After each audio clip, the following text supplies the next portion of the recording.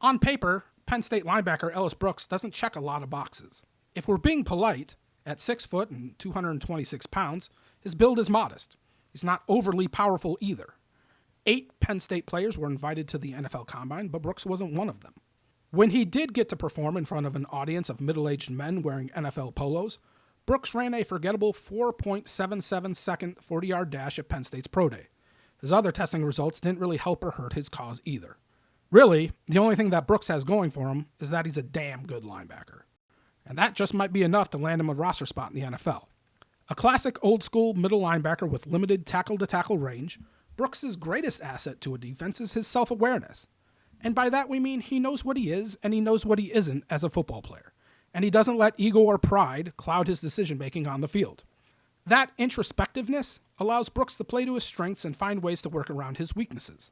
For instance, the undersized Brooks does a masterful job contorting his body to avoid blocks while still maintaining his balance to fit gaps and make tackles.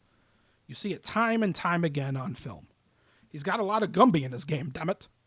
Sidestep, duck down, bend and extend, Brooks just finds a way. Doesn't hurt that he's fearless either. Completely at home in tight quarters surrounded by big bodies. Brooks' advanced football aptitude helps him clean up messes made by others on defense, too. More than once in 2021, Brooks' high-energy effort kept the opposing band from playing the fight song, as his awareness held potential touchdowns to just decent gains. While he's not going to keep offensive coordinators up at night, Brooks is a capable blitzer who can fight through contact and hassle quarterbacks. That same ability to trigger downhill shows up in pass coverage, too, where Brooks is quick to pounce on underneath routes when playing zone. Penn State also trusted Brooks' range and fluidity enough for him to drop deep in Tampa 2 coverage a bunch last season. Brooks doesn't possess true sideline-to-sideline speed. At times, he's a half step shy of making plays when forced to venture outside the box. Also, because of his lack of size, Brooks tends to guess and shoot gaps early on slower developing outside runs to avoid blockers.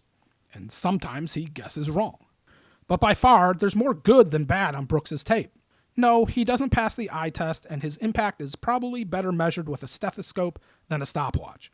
But when you watch him make play after play after play, it's hard to dispute Brooks possesses the intelligence and instincts to play linebacker at the next level.